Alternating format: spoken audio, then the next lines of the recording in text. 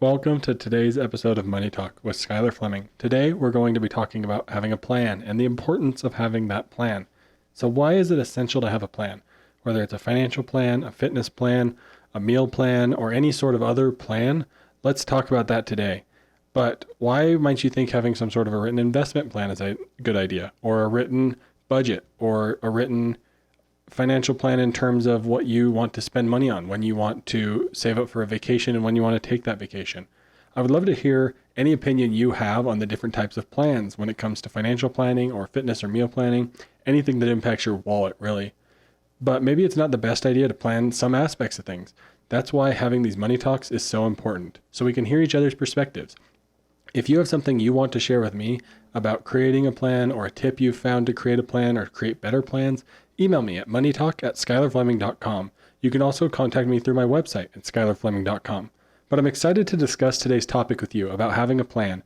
The money talking points to go with today's episode for you to talk about this with someone else are: 1, how can I put a plan in place? 2, do I already have a plan in place, but maybe you don't know about it or you don't have it written down? 3, who can help me stay accountable to my plan? With those 3 key points to talk about, let's get right into today's episode.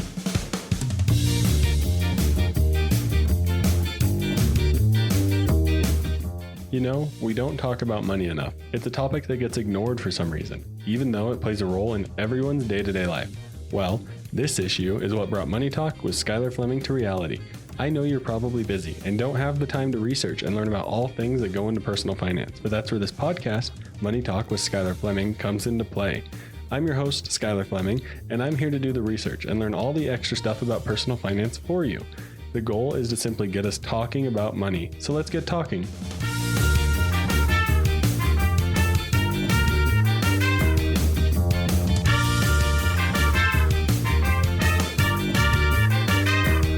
Why do you need a plan?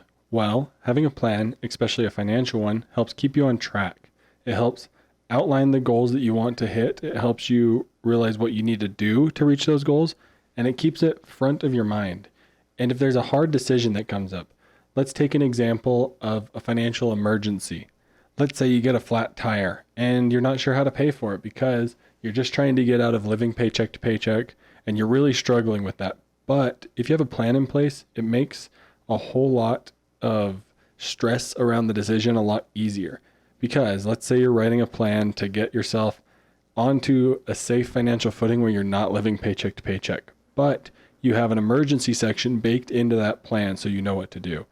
And like we shared on last week's episode about credit cards, sometimes they're an important safety net for you when you're struggling and you need something to get by. I would honestly say if you're in a dire financial situation where you're struggling to get over that paycheck to paycheck hump, bake into your emergency section the ability and permission to use credit cards only in the event of an emergency.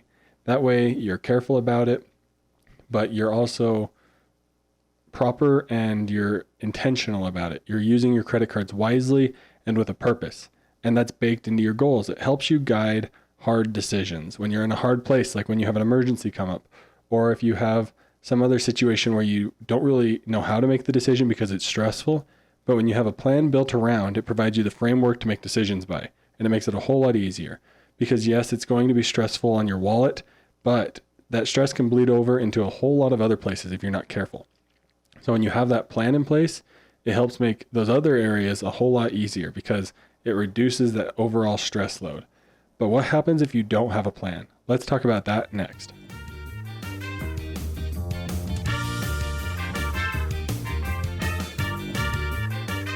There's 2 aspects to this question that I want to talk about. The first one being what happens if you don't have a plan, but what happens if you don't write down your plan? Let's start off with not having a plan at all. Well, the first issue is that you lack consistency. You can waver in your decision making. It may not always align because you don't have that plan in place to guide your decisions. You change your mind all the time and you stress over things continually.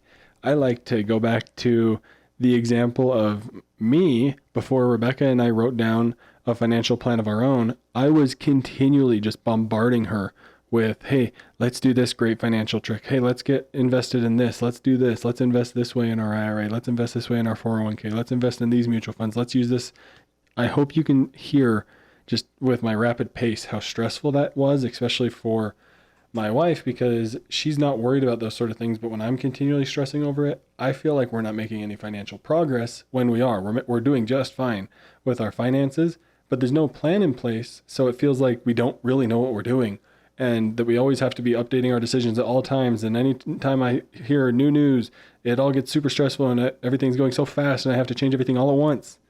But if you have a plan in place, it allows you to have that guiding framework to make those decisions by, and then you don't want to make the decisions all the time because you commit to the plan, which is why it's important for the second part of this section is to have it written down. Because if you don't, you can change your mind all the time, which can be really bad for your plan.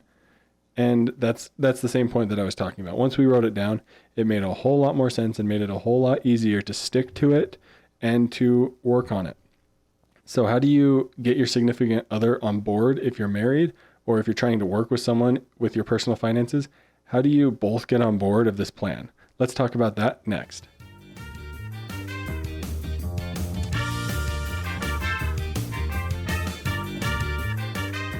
Let's talk about how to get two people on board of the same financial plan.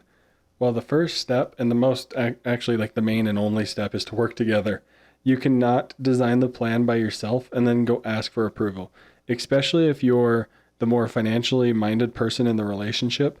It's going to feel like you're using it as a tool to control the other person. You have to work together, especially if you're married or in any sort of a relationship and you're doing finances together and your financial decisions impact each other.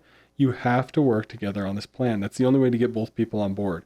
Because think about it. Think about an area of your life, if you're married or with a significant other, think about an area of your life where the other partner is more in tune with what's going on, or maybe they pay more attention to that aspect of your relationship or like your joint lives. I'm trying to think of an example. Like, let's say someone takes care of the cars more and they are more aware of the maintenance schedule and how to take care of the cars when you need a new car. They like doing the research on finding a newer car. And they come to you one day and say, hey, we got to get rid of your car right now. We got to go buy this car right now. You're going to feel a little bit controlled and you're going to feel like you don't have any control. So look at that from a financial aspect now. If you're the person who loves to manage the personal finances of a relationship and you go to your significant other and say, hey, look at this cool plan I made. Sign here and we're good to go and I will get all our money moving around. They're going to feel like they have no control and it's going to stress them out. And they won't want to get on board. And then you're going to be calling into your favorite podcast, this one or whatever your other podcast is, asking how to get your significant other on board. And I'm going to tell you, just make sure you're both working on the plan together. It's the only way to both be on board and be on the same page. And so you both feel like you have control over your financial situation. But how do you stay accountable to this plan? So you've written it down. You and your significant other are both on board. You're committed to this plan. How do you actually stay accountable to it? Let's talk about that next.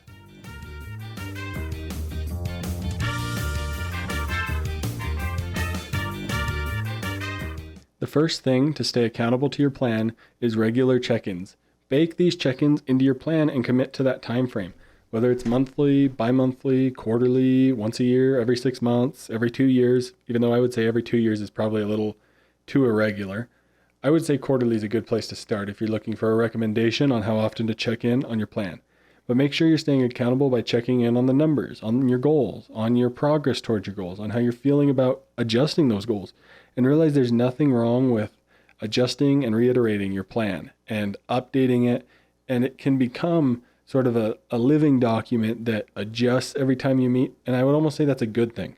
The whole point is so that you can get out of the mindset of not having a guiding framework for your decisions, and you're making decisions on the fly, you're making different decisions every time, and build that guiding framework for you in this plan and write it down and then change it every 3 months. Let's just go with a quarterly example.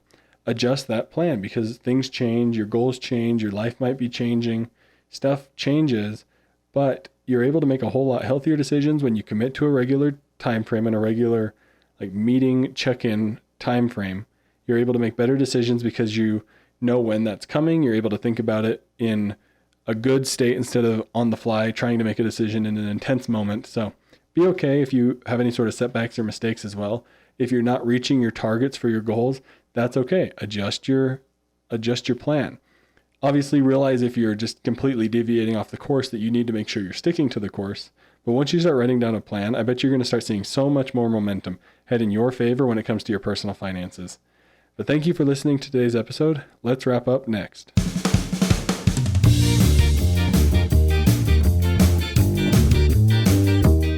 Thank you so much for listening to today's episode of Money Talk with Skylar Fleming. I hope you got a chance to check out my most recent bonus episode. It was a fun one I did. I changed up the social media post a little bit. I just had a little bit of fun with that episode, trying some new things. But we're back to our regular weekly Tuesday releases with today's episode. And I hope you were able to begin to understand the importance of a plan through my discussion today. And I would love to, again, make these more of a discussion. If you have any comments, feedback, suggestions, thoughts that you had during the episode, email me at moneytalk@skylarfleming.com. Again, the money talking points from today's episode for you to go and discuss are: 1, how can I put a plan in place? 2, do I already have a plan in place, but maybe it's not written down or formalized? And 3, who can help me stay accountable to my plan? Because accountability partners are crucial in helping you reach those goals, especially the harder goals. But thank you for listening to today's episode of Money Talk. If there was any sort of wisdom you learned, please share with a friend. That's how we help the podcast grow, and I appreciate each one of you listening. But thank you for listening to today's episode of Money Talk with Skylar Fleming. Have a great week.